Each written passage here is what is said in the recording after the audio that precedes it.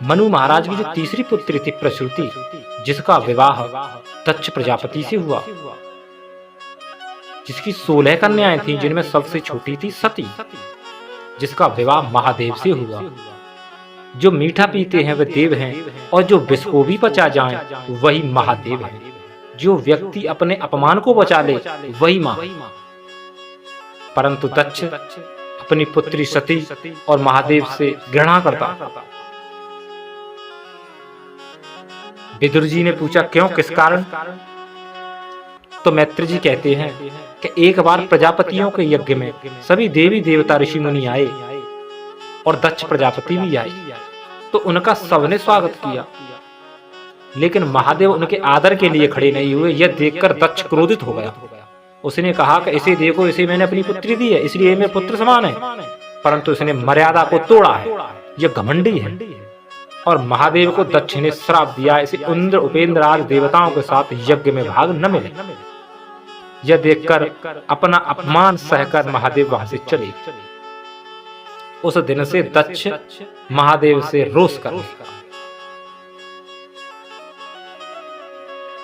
जरूरी नहीं है कि परोपकार करने से संसार आपको पहचाने।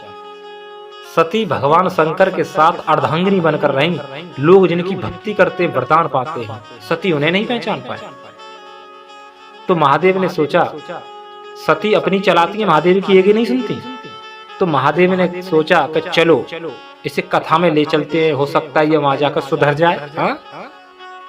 तो सती को महादेव अगस्त मुनि के आश्रम में, अगस्त मुनि ने कथा सुनाई।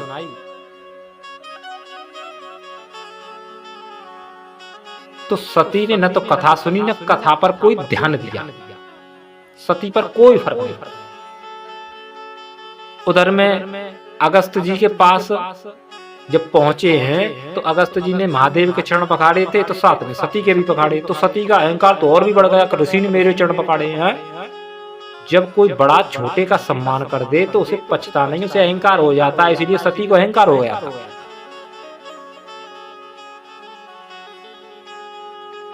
स्त्री कितनी भी छोटी हो, जिसके साथ विवाह होगा उसका कद वैसे ही बढ़ जाता है। जैसे कब डॉक्टर की घरवाई तो कहता है ना कि डॉक्टर नहीं, और जानते ना पैरासीटामोल की गोली काय काम में आते।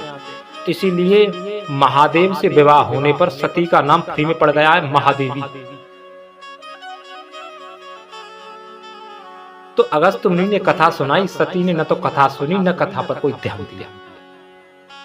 जब कथा सुनकर वापस आ रहे थे तो त्रेता युग की बात है, दंडक वन में श्री राम नरलीला कर रहे। जब शंकर ने प्रणाम किया कि जय हो सच्चिदानंद जगपालक, तो सती कह रही है काय के सच्चिदानंद है, घरवाई तो मिलना रही। तो शंकर भगवानों ने बार बार समझा रहे हैं, लेकिन सती का संशय नहीं मिट रहा। तब शंकर भगवान ने कहा कि जाओ परीक्षा ले लो। और सती सीता का रूप लेकर जब श्री राम के सम्मुख पहुंची है तो राम तो दूर की बात है, उसे लक्ष्मण ने ही पहचान लिया है। राम ने कही कि मैया मैंने सीता अकेली या वन में छोड़ दी, मुझे आज तक नहीं मिली, तुम अकेली वन में क्यों घूम रही हो? और श्री राम ने ऐसी माया फैलाई कि चारों तरफ से राम ही राम दिखने लगे। घबरा कर शंकर भगवान के पास और उनसे झूठ बोला कि मैंने परीक्षा नहीं ली, केवल प्रणाम कर आई।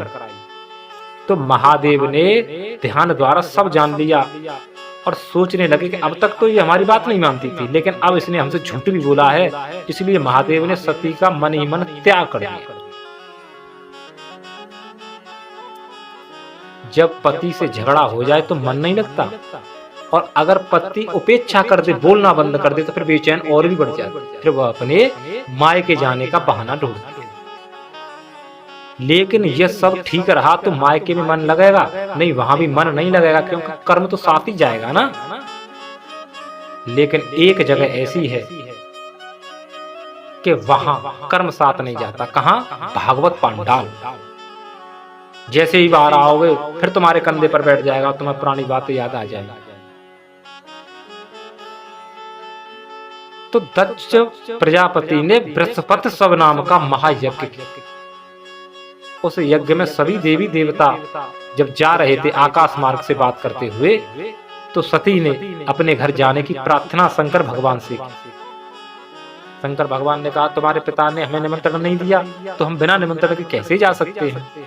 लेकिन सती शंकर भगवान की न मानी और कहा कि माता पिता गुरु के यहाँ तो बिन बुलाए स्त्री जा सकती है, और बिना शंकर भगवान की इच्छा के यज्ञ में चली गई। वहां महादेव का अपमान देखा तो रहा नहीं गया, जलकर भस्म हो गई।